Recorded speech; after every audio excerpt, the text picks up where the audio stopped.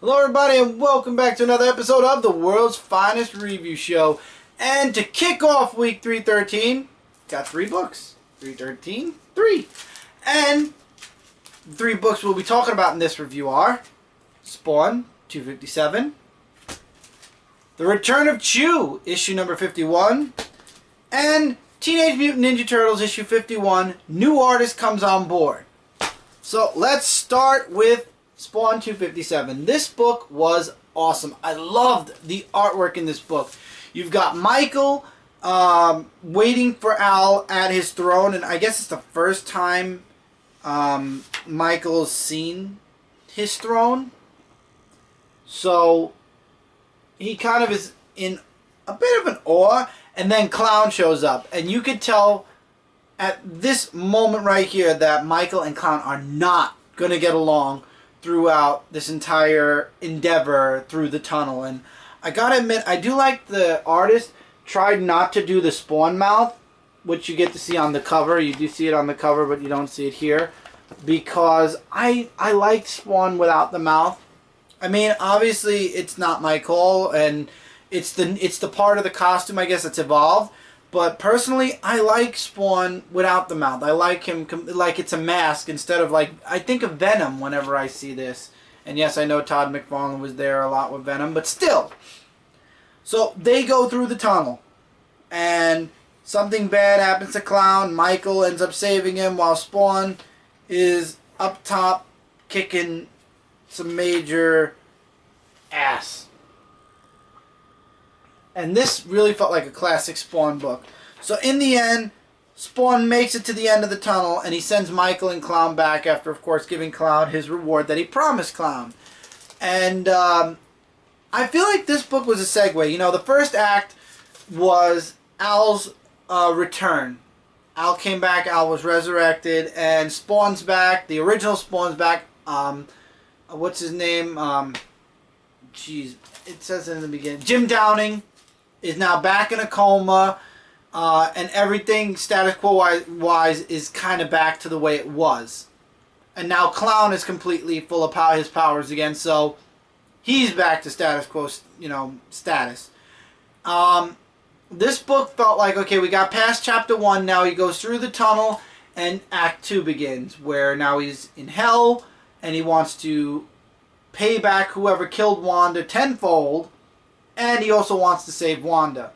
So I'm really interested in seeing where the story goes from here. Excellent artwork, and I'm loving the story. Chew issue 51, the final chapter begins. This is the Last Supper. Well, that's what the name of the story arc is called. And this book didn't have Agent Cho in it. I mean, he showed up in a brief panel, but that's it. This is all about Olive in this book. So first of all, we get an opening with what's her name? Cho's sister, who's passed away. And because she's dead, she explains that now that I'm dead, I could basically even break the fourth wall and talk to you guys. And she does, and then she shushes us away, and you don't want to know why she shushes us away unless you read Chew. You're not going to know, because I'm not going to talk about it. But present day, it's Easter at the White House, and you got the agents of the FDA, 2 of them keeping an eye on things, making sure everything's safe. You've got Olive and her new partner, what's her name?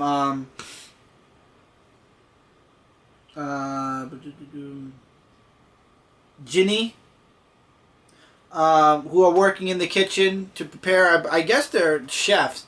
And then, of course, there is one funny thing, I want to see where it says it, a Chew advertisement, a shameless Chew advertisement. Because in the book, Ginny introduces a chunk, which she wants to prepare with the food. And then the next page is actually a real advertisement that Skeleton Crew actually is working on making a plush of a chunk. And anybody who knows, I do have the Chogs. I have a few of them from the epic haul we had for week 300. Will I get a chunk? I have no idea. Maybe. We'll see. And then you got this other agent. I forget what his name is. Agent...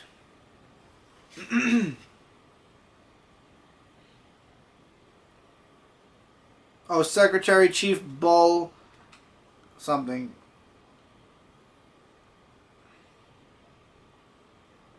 Bullock? I believe it's Bullock. But anyway, he shows up to make sure everything's running okay. He's kind of anal a little bit.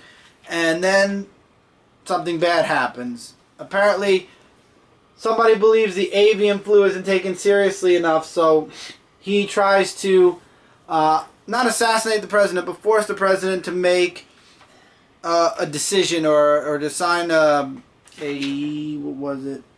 A policy. And that's when Olive shows up and with all of her skills is able to take out the threat. The president wants to see her. And then we get a bit of a future sight because she doesn't want Ginny as a partner forever. And Chief Bullock actually says, you have a very bright future with the FDA in your future. And they actually do some, I love the one panels where they show her career moving up and up and up and up. And then I guess we get into many, many years later. So I don't think we're going to get this far. At least I don't think so. It would be interesting if we just leave Cho behind and follow his daughter for the last story arc. But I enjoyed this first issue. It's great to be back in Shu, even though it's going to be short-lived because the series is ending after this story arc. So any fan of Chu is going to love this book. If you haven't read a thing of Chu, I highly recommend going to check out an Omnivore collection, which has, I believe, the first 20 issues.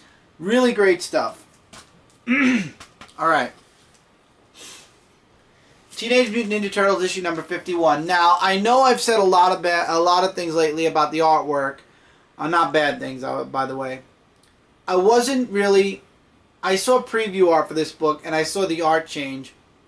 And looking back on the very first story arc, the original artwork that we got, this artwork isn't too far off from that. What happened was the artist that took over the previous story arc and the few stories before that, the art style was very cartoony. Like, not cartoony as in like, oh, I'm reading a cartoon like from the 80s. The book, how do I explain this nicely? Or I don't even know how to really explain it perfectly, but the artist that drew the book drew it really great, but it was a specific style. This artist style is more like Kevin Eastman's style, and he tries. There are just certain panels and certain characters that I just feel were not drawn the best. I mean, the Turtles were done pretty well, except they keep showing their teeth every 5 minutes. The places where I have the most problem with the artwork actually fall on when we finally see Splinter. Splinter looks like a dog, not a rat. As much as they're showing him as a rat, there are certain pictures, like this one right here, where I think he looks like a dog. And humans, it depends. It's like a 50-50 toss-up when it comes to humans. You make your decision. So anyway, that's the artwork. That's my thoughts. Does that take away from the book?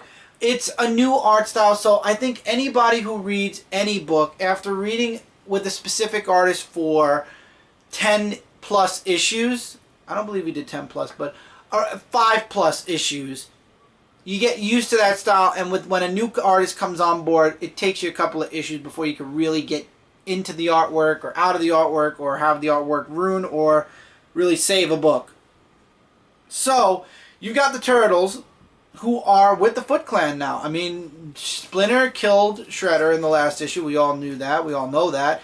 And now he is the leader of the Foot Clan. And as much as he doesn't want to be part of the Foot Clan, as much as the Turtles don't want to be a part of the Foot Clan, the reason Splinter's doing this is to basically keep his family safe, because he knows if the Foot Clan is run by somebody else, A, it's going to bring dishonor possibly to the Foot Clan, possibly, and B, his family could always be in danger as well. So keeping, being the Jonin of the Foot Clan is what's keeping his family safe, and that's why Splinter does it, and that's why the Turtles are fighting with the Foot Clan now.